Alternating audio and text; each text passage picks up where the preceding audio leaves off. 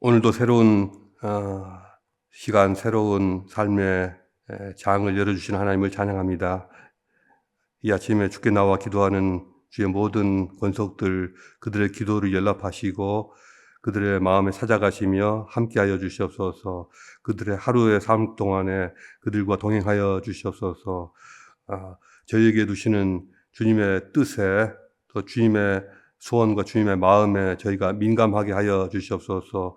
무엇을 떨쳐버리고 또 무엇에 집중해야 할지 저희가 잊지 않게 하시고 그것에 저희의 모든 마음을, 뜻을 모으게 하여 주시옵소서. 이것저것 쓸데없는 것에 관심을 가지고 분산되는 삶이 아니라 가장 소중한 일에, 소중한 사람에 집중하게 하여 주시옵소서. 아버지 하나님이여, 이 교회가 하나님의 말씀으로 또 주의 성령으로 또 여러 가지 은혜로운 그러한 순서 시간들을 통하여서 주님과 하나 되며 또 성도들과 하나 되는 귀한 매 주일 되게 하시며 또 매일매일이 되게 하여 주시옵소서. 아버지, 위로부터 사역자들, 중직들, 그리고 또 어르신들부터 시작하여서 어린 아이들에 이르기까지 모두 이러한 기쁨을 알게 하여 주시옵소서. 감사드리며 예수 그리스도로 기도합니다. 아멘. 하나님 아버지, 오늘 주시는 말씀이 누가복음 11장 14절부터 26절까지입니다. 누가복음 11장 14절부터 26절까지 한 목소리로 같이 읽겠습니다. 예수께서 한 말 못하는 귀신을 쫓아내시니 귀신이 나가매 말 못하는 사람이 말하는지라.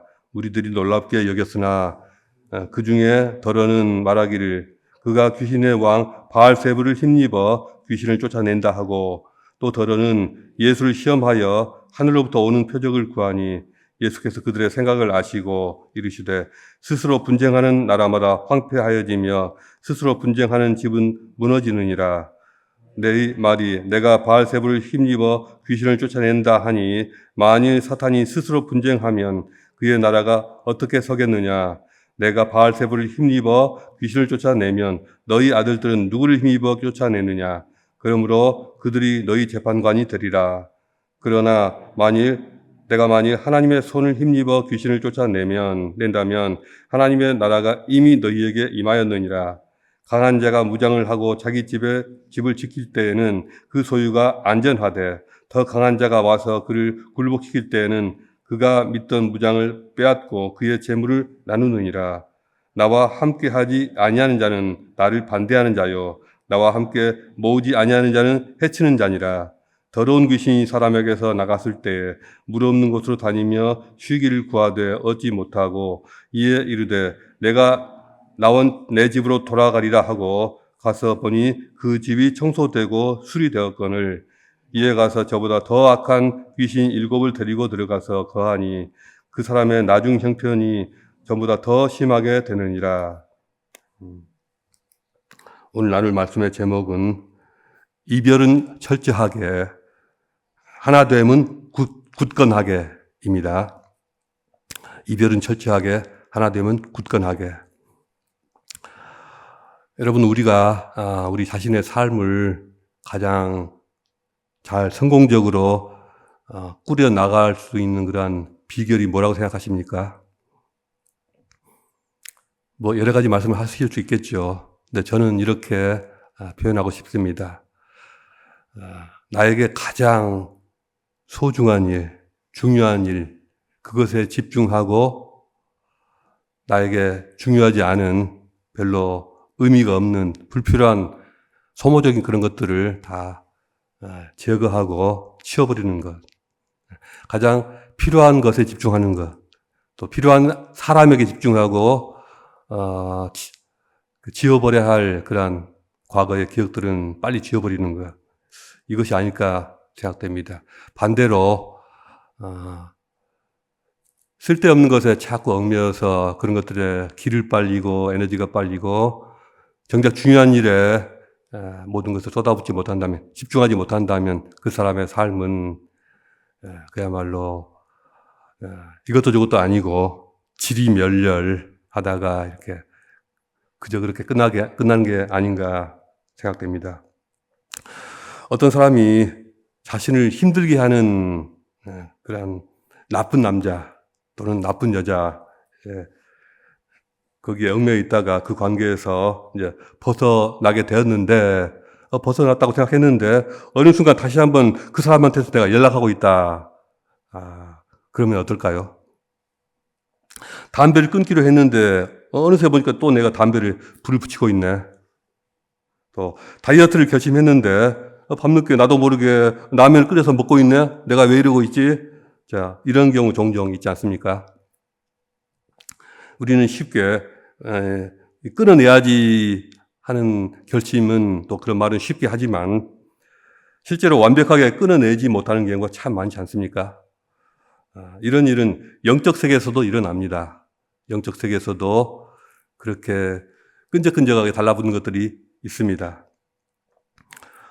오늘 말씀이 바로 그런 것인데요. 오늘 말씀의 배경에는 한 가지 사건이 있었습니다.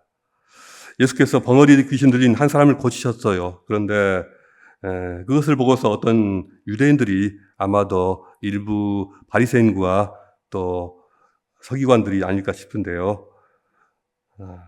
예수님께 대해서 저가 귀신의 왕 바알세불을 힘입어 귀신을 쫓아낸다 하고 이렇게 함부로 비방하고 매도하였습니다. 예수님은 아마 기가 막히고 화가 나셨을 것입니다. 너희 말대로 사탄이 갈라져서 서로 싸우면 그 나라가 어떻게 유지가 되겠느냐 이렇게 반문하십니다. 실제로 악한 영들이나 귀신들은 저는 직접 보지는 못했지만 성경에 보니까 자신들끼리 서로 싸운다 안 싸운다? 서로 싸우지 않습니다. 악한 영이나 귀신들도 자기들끼리 협업정신이 있어요. 우리가 흔히 생각하는 것과는 다르게 사탄의 세계는 무질서하지 않습니다. 오히려 질서가 있고 전략이 있고 또 일사불란한 협력이 있습니다. 사탄의 귀신은 무작정 사람을 공격하는 것이 아니라 하나의 팀처럼 움직입니다. 거라사 광인 그 사건을 보십시오. 거라사 광인에게 들어있었던 군대 귀신이 예수님의 말씀 한마디에 그 사람한테서 나가서 귀신에게로 들어갈 때, 돼지 떼에게로 들어갈 때 얼마나 일사불란하게 움직입니까? 어찌 보면 인간 세상보다도 사탄의 이 세계, 귀신들의 세계가 더 일사불란하고 질서정연한 것처럼 보입니다. 반면에 인간은 협업정신보다는 오히려 분열 본능이 더 강한 것 같습니다. 조선시대 선비들은 모두 공자, 맹자, 주자의 가르침을 실현해서 이상적인 세상을 만든다는 그러한 똑같은 이상을 가지고 출발했습니다. 그런데 그들은 동인, 서인으로 나뉘더니 남인, 북인, 노론, 서론, 청북, 탁북, 시파, 벽파 이렇게 몇 가지 이렇게 당파로 나뉘어서 자기들끼리 치고받고 싸웠습니다. 조선시대 선비들 욕할 것 아닙니다. 예수님 시대 유대인들과 사마리아인들은 같은 조상을 두었음에도 불구하고 서로를 불공대천의 원수 보듯이 적대시하였습니다. 또 현재 한국에서 장로교회만 해도 300개 이상의 교단으로 쪼개져 있습니다. 전 세계에는 신구약 성경을 가지고 예수를 믿는다고 하는 기독교 교파가 로마 가톨릭, 동방정교 여러 교파들 다 포함해서 4만 개 정도로 그 수많은 교파로 추산되고 있습니다. 오늘날에도 신자들이 교회를 떠나는 가장 큰 이유 중에 하나는 내부적인 분열 때문입니다.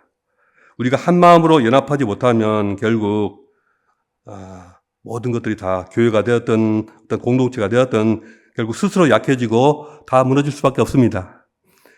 악한 영들은 우리가 흩어지는 그 순간을 노리고 일사불란하게 침략을 해옵니다.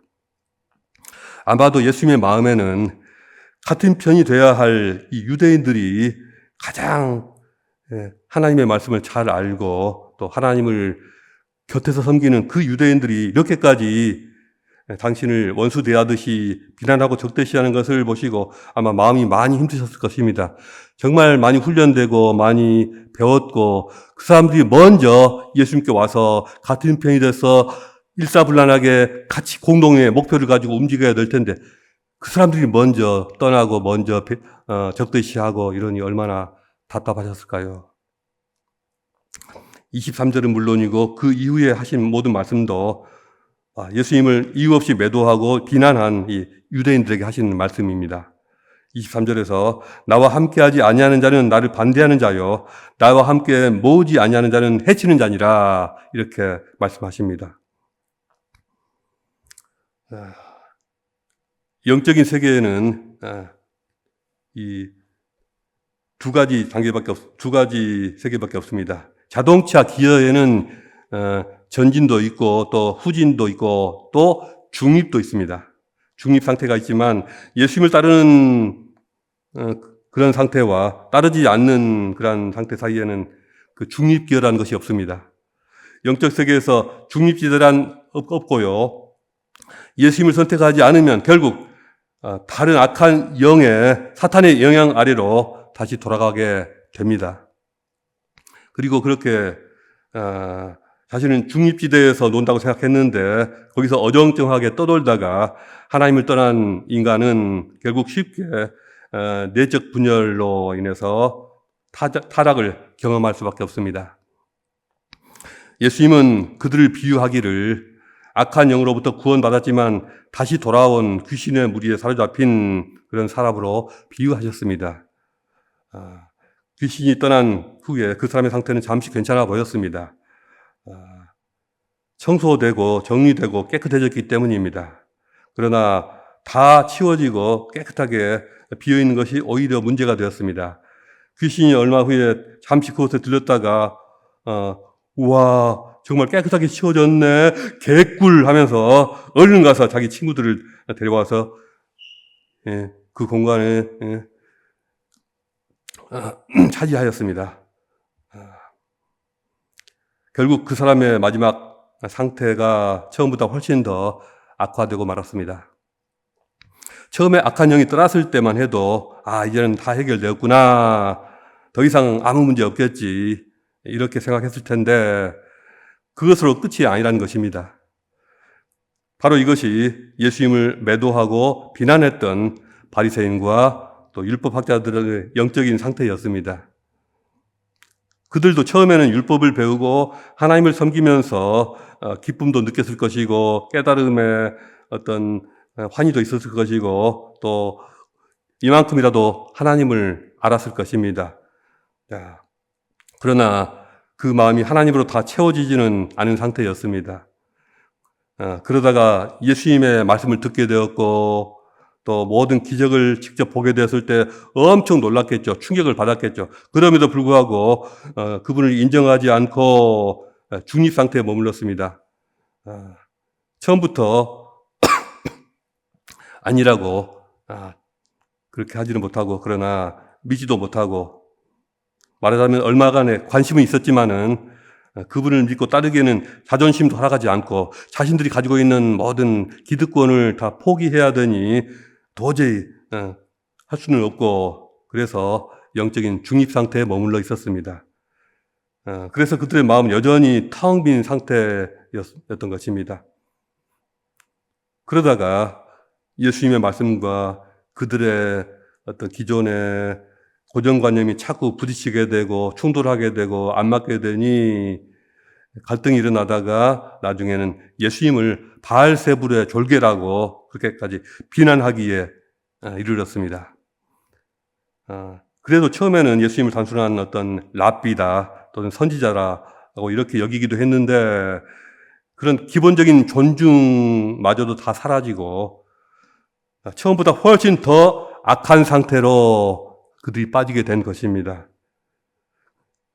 이미 비어 있었던 그들의 마음에 그들의 영적인 상태가 이 악한 영들이 들어오는데요. 불신의 영, 교만의 영, 거짓 모함의 영, 시기 질투의 영, 완악함의 영, 또 두려움의 영, 그리고 이 미움과 살인의 영으로 7가지 귀신으로 채워지게 된 것입니다. 우리 마음도 그렇고 우리의 영적인 상황도 그렇고 우리 마음, 우리 영혼을 텅 빈 상태로 중립지대에 그냥 방치해 둔다면 우리도 언제든지 이렇게 될 수가 있습니다. 우리 인간의 마음은 진공 상태를 허용하지 않습니다. 우리 마음의 공허한 자리는 반드시 어떤 의미 있는 것이나 또 짜릿한 무언가로 반드시 채워져야 합니다. 만약 공허한 그것이 그대로 남아있다면 그 공허함은 어떤 강력한 중독을 자꾸 초래하게 되어 있습니다. 미국의 심리학자 브루스 알렉산더라는 사람은 쥐 실험을 통해서 외로움과 공허함이 중독을 유발하는 가장 큰 원인이 된다는 걸 증명했습니다. 사람을 통해서가 아니라 쥐를 통해서 그것을 증명한 것입니다. 그 실험에는 2그룹의 쥐가 있었는데요. 자, 첫 번째 그룹의 쥐들은 매우 좁고 답답한 그런 우리의 한 마리씩 갇혀서 아무런 오락거리도 없이 좁은 곳에 갇혀서 고립되었습니다. 그렇게 좁은 곳에, 답답한 곳에 고립된 쥐들은 너무 스트레스를 받으니 이놈들이 어떻게 하는 줄 아십니까? 물론 거기에 먹을 것은 주고 또 물도 주는데요. 물도 주고 또 마약을 살짝 탄 그런 마약이 섞여 있는 물도 같이 놔두었습니다. 그랬더니 이놈들이 물도 마셔보고 마약도 마셔보다가 나중에는 마약이 든 물만 자꾸 마시더랍니다. 거기에만 자꾸 그쪽으로만 가더랍니다. 그러더니 거기에 중독이 되고 결국에는 다 건강이 악화되거나 한 마리씩 죽더란 거예요. 반면에 또 다른 한쪽에 쥐들이 있었는데 이 쥐들은 넓고 쾌적한 환경에서 여러 마리 쥐가 함께 같이 어우러지도록 그렇게 세팅이 되었습니다. 그놈들은 서로 같이 놀거나 또 짝짓기를 하거나 또 여기저기 재미있는 걸 이렇게 많이 만들어줬기 때문에 거기를 탐험하고 다니면서 신나게 놀았습니다. 이쪽에 있는 쥐들도 먹을 거 주고 또 깨끗한 물도 주고 마약이 섞인 물도 주었는데 놀랍게도요, 이놈들은 이것저것 다 맛보더니 이 마약이 섞여 있는 이 물은 이게 뭐야? 하더니 의도적으로 그걸 피하더랍니다. 피하고 깨끗한 물만 마시더라는 거예요. 참 신기한 일이죠. 이렇게 쥐들마저도 그 어떤 신나는 일로 또 재미있는 것으로 그들이 채워지게 되면 깨끗한 것을 선택하게 되고 반대로 스트레스 받고 답답하게 어떤 아무것도 주어지지 않고 정신적인 진공 상태에 처하게 되면 그 공허함을, 그 스트레스를 참지 못하고 중독 상태, 그 뇌가 중독 상태를 자꾸 찾아가다는 것입니다. 마찬가지로 인간의 영혼도 그 진공 상태를 견디지 못합니다. 그래서 뭔가로 채워지기 위해서 자꾸 찾아갑니다. 우리 영혼은 악한 영이든 성령이든 어떤 영이든 들어와서 채워져야 할 공간이 있습니다.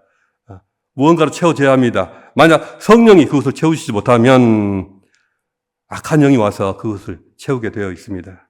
우리 영혼을 예수로 채우지 않으면 세상의 문화로 그것을 채우려고 하고 육체적인 쾌락으로 채우려 하고 또 물질적인 소유, 비싼 명품이나 값 나가는 어떤 귀금속이나 커다란 멋진 명품 자동차나 이런 걸로 채우려 하고 또 사람들의 관심과 인정과 이런 것들, 칭찬, 이런 것들을 내가 주목을 받는 것, 이런 것들로 자신을 채우려고 합니다. 그리고 그것들로 중독이 되어버립니다. 그것 없이는 살기가 힘든 것입니다. 이렇게 마음이 나눠지고 삶이 흩어지고 하다가 이것도 저것도 아니고 어정쩡하게 살다가 비참한 모습으로 인생의 종말을 맞이하게 됩니다. 청춘 남녀가 연애를 하면서 한 사람에게 집중하지 못하고 양다리를 거치거나 또 어장관리를 하면 결국에는 가장 중요한 그 사람에게 버림을 받게 되지 않습니까? 그 사람이 떠나가 버리죠. 그리스도인들도 끊어낼 것은 확실하게 끊어내고 자신이 누구에게 속해 있는지를 명확하게 하지 않으면 안 됩니다. 어정쩡하게 걸쳐 있고 어정쩡하게 어장관리를 하면 그리고 그렇게 자신을 방치하고 놔두면 과거의 행실로 다시 돌아가게 됩니다.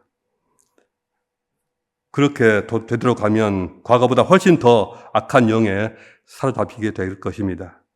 끊어내야 할 것은 확실히 끊어내야 하고 또 이별해야 할 것과는 철저하게 이별해야 합니다.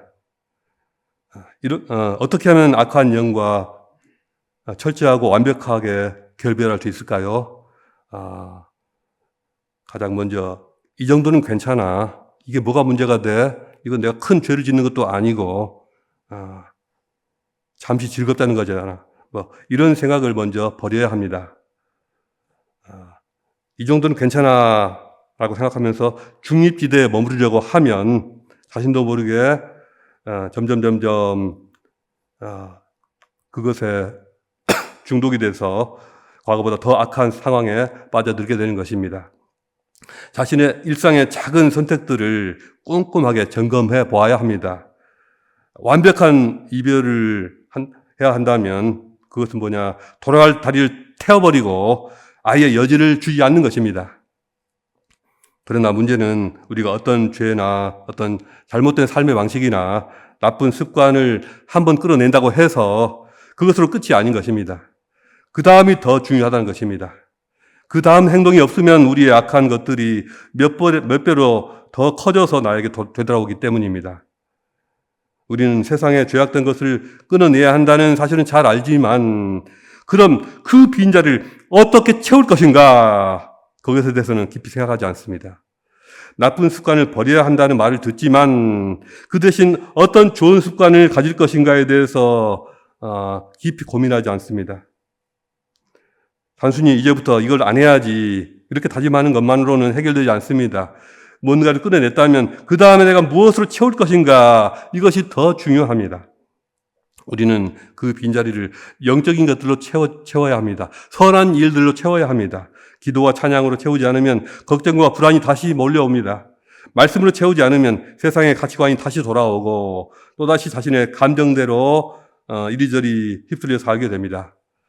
예배하지 않으면 우리는 세상의 유혹을 더 많이 느끼게 됩니다. 하나님의 사랑으로 채우지 않으면 우리는 사람들의 관심, 사람들의 나를 향한 어떤 인정, 이런 것들에 목매게 됩니다. 우리는 사람을 살리는 그런 선한 일에 더 집중해야 하고요. 그런 가장 정말 우리에게 필요한 일, 중요한 일, 그런 것들로 하루하루 자신을 채워야 합니다. 결국 우리는 영혼의 빈 곳을 이런 식으로, 이런 것들로, 귀한 것들로 끊임없이 채우는 싸움을 해야 합니다. 우리가 우리 자신을 얼마만큼 이런 귀한 일에, 영적인 일에 우리의 에너지와 우리의 시간과 우리의 물질과 이런 것들을 드리고 있는가?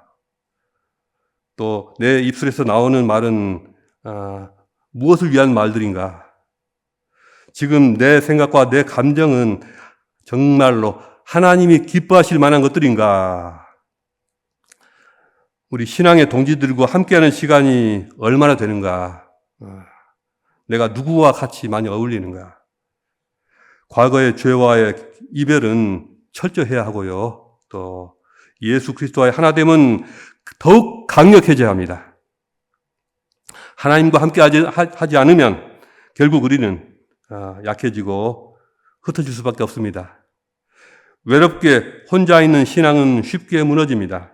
믿음이란 지속적으로 성장해야 하고 강해져야 하는데 혼자 남겨지게 되면 결국 점점 약해지고 여러 가지 중독에 노출됩니다. 우리는 함께 연합할 때 더 강해집니다. 예수님도 제자들을 홀로 보내지 않으셨습니다. 우리도 그렇게 함께 걸어가야 합니다. 예수님은 나와 함께 모으지 아니하는 자는 해치는 자니라 하셨습니다. 우리는 이것도 저것도 아닌 어정쩡하게 중립지대에 머물리려 하지 말고 예수와 함께 적극적으로 모으는 삶이 되어야 합니다. 수시로 함께 예배 드리는 것을 가볍게 여기지 마시고, 또 날마다 함께 기도하는 이 시간을 절대로 과소평가하지 마시고, 또 함께 선한 일을 해 나가는 그 일을 정말로 소중하게 여기시고 함께 교회를 세워나가는 것이 얼마나 귀한 일인지 생각하시기 바랍니다. 귀신들도 자기들끼리 힘을 모아서 같이 움직이는데 우리는 더 강한 하나됨을 만들어야 합니다. 하나님과 하나 되는 길을 갈 것인가, 아니면 우리들끼리 다투다가 흩어질 것인가. 헤어짐은 철저하게, 그리고 하나됨은 굳건하게, 그때 우리 안에 하나님 나라가 든든하게 세워질 것입니다. 기도하시겠습니다. 기도하실 때 우리의 하나됨을 위해서 내 자신이 우리 주님과 더욱 하나 되고 가장 소중한 가치에, 가장 소중한 일에, 소중한 사람들에게 집중할 수 있도록, 그리고 우리 공동체가 우리 주님과 더불어서 하나 되도록 기도해 주시기 바랍니다. 자유롭게 기도하시다 돌아가시겠습니다.